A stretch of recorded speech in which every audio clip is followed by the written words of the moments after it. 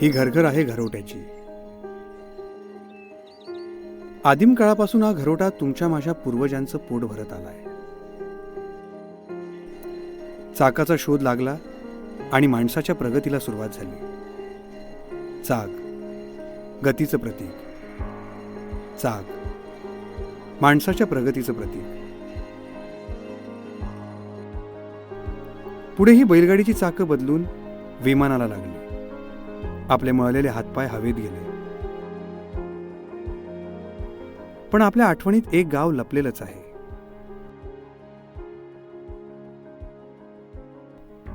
आता गावं बदलली आहेत. गावांची शहरं झाली, शहरांची महानगरं, आणि उरल्या सुरल्या गावातही शहरं घुसायला लागलीत. पण तुम्ही अनुभवलेलं तुमच्या आठवणीतलं गाव आम्ही आजही जपून ठेवलंय, आर्यन इको रिसॉर्टमध्ये. ही उद्याची पिढी आपली मुळं शोधते, आपलं हरवलेलं गाव डोळ्यात साठवते.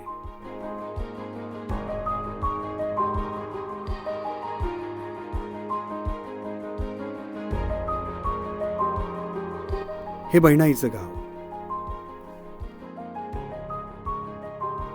शेणानं सारवलेलं हे अंगण, कुडाच्या मातीच्या लिंपलेल्या भिंती, गायींच्या गळ्यातील घंट्यांची किणकिण, ही मातीची ढेकळं, काळ्या आईच्या सेवेत एकरूप झालेला शेतकरी, कृषी संस्कृतीचा मुख्य घटक. गावाचं गावपण हे गावाच्या संस्कृतीत लपलेलं.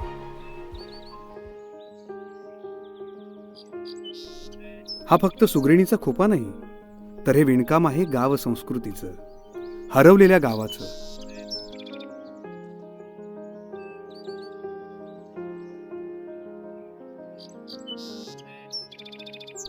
हजारो वर्षांपूर्वी गावं स्वयंपूर्ण होती. सर्व जातीपातीची, विचारांची माणसं एकोप्यानं राहायची. गाव संस्कृतीच्या धाग्यानं विणलेलं होतं. अलुतेदार बलुतेदार पद्धतीनं गावांच्या गरजा गावातच पूर्ण व्हायच्या. कासारानं तांब्या पितळाची भांडी बनवावीत, लाकडाची वखार, मातीची भांडी बनवणारे कुंभार, दगड फोडून वस्तू तयार करणारे पाथरवट, झिपरू न्हावी, चिंदूभोई, चांभार. शिंपी काकांनी गावाचे कपडे शिवून द्यावे आणि मोबदल्यात गावानं त्यांना धान्य द्यावं. या सर्वांनी मिळून गावाचा व्यवहार चालायचा. गाव स्वयंपूर्ण होतं. गुण्या गोविंदानं नांदत होतं. हे सारं चित्र आज बदललंय. गावाचं गाव पण हरवलंय. हे हरवलेलं गाव येणाऱ्या पिढ्यांसाठी आम्ही जपून ठेवलंय.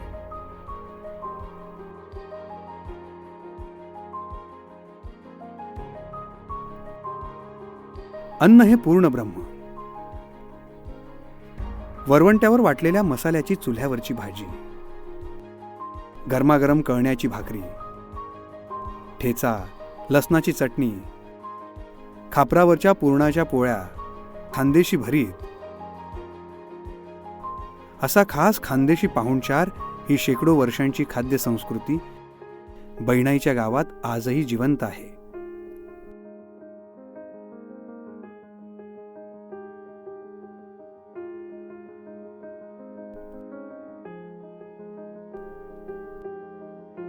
शेतीचा शोध आदिम काळापासून लागला. मुठभर पेरलं की मनभर पिकतं, अशी ही माती माय. ऋतू कोणताही असो, भुईचं शास्त्र वंश परंपरेने आलेलं. ही अवजारं शेतीची, गोठ्यातील बैलांची. आता नवीन तंत्रज्ञान आलं आणि ही परंपरागत साधनं काळाच्या पडद्याआड गेली असली तरी बहिणाईच्या गावात ती तुम्हाला पाहायला मिळतील.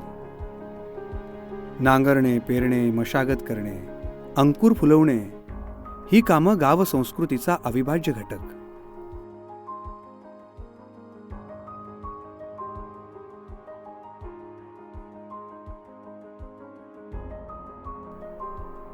या मनमुराद झोके घेणाऱ्या मुली,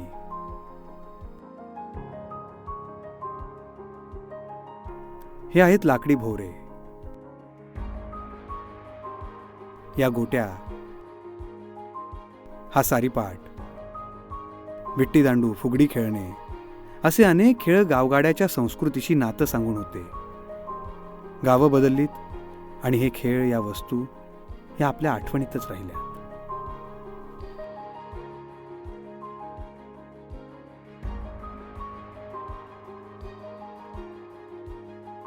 पूर्वी प्रभात फेरीनं पहाट व्हायची. मंदिरात घंटानाद निनादायचा. ही काळ्या पाषाणातील मंदिरं ग्रामसंस्कृतीतील लोकदैवत. त्यांच्या कथा गाव संस्कृतीला बळकट करणाऱ्या होत्या.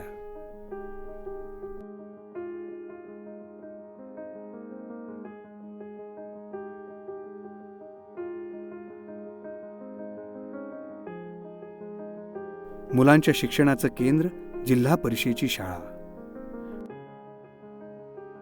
शेतकऱ्यांच्या मालकीची आणि हमीभावाची कृषी उत्पन्न बाजार समिती.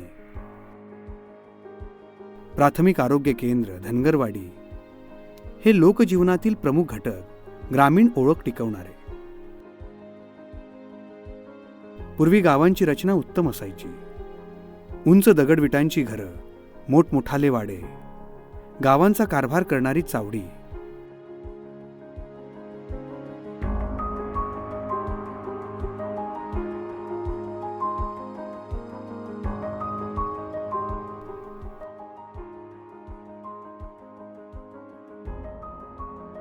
पूर्वी गावात जत्रा असायच्या. मोठमोठाले पाळणे यायचे. सण उत्सवात लोकगीतं, लोकनृत्य अशा विविध लोकपरंपरांनी आमचं गाव समृद्ध होतं.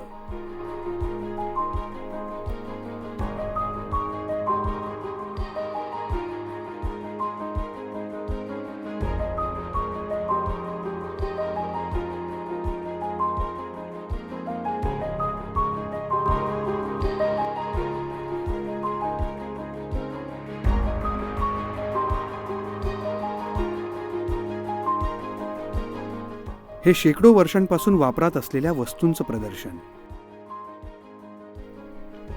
विविध प्रकारची तांब्या पितळाची भांडी, लाकडी वस्तू, पेट्या. तुम्ही पाहिली नसतील इतकी पुरातन भांडी. हा शेकडो वर्षांचा इतिहास. पुरातन नक्षीकाम. छोट्याशा सुईपासून ते पुरातन काळातील कुकर कसा असायचा, हे भारतीय कलेचं दर्शन. हे बैनाईच्या गावात दिमाखात उभं आहे.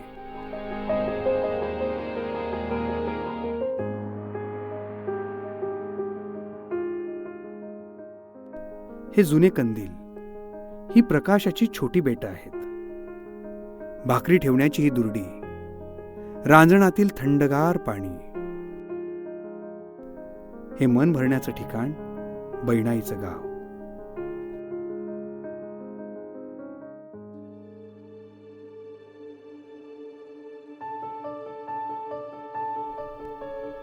शहरी कोलाहलात ठरवलं तुमचं माझं गाव. पाखरांचं हे उडणं, ही मोकळी हवा, ही डोलणारी शेतं, काळ्या मातीचा मृदगंध. पण हे तुमच्या माझ्या मनातील बैनाईचं गाव तुम्हाला अनुभवायला मिळेल आर्यन इको रिसॉर्टमध्ये. या बैनाईच्या गावात अनुभवूया परंपरागत गाव. आला सास गेला सास, जीवा तू ये रे तंतर. अरे जगन मरण एका सासाचं अंतर. असं जीवनाचं तत्वज्ञान तुम्हाला बैनाईच्या गावात अनुभवायला मिळेल.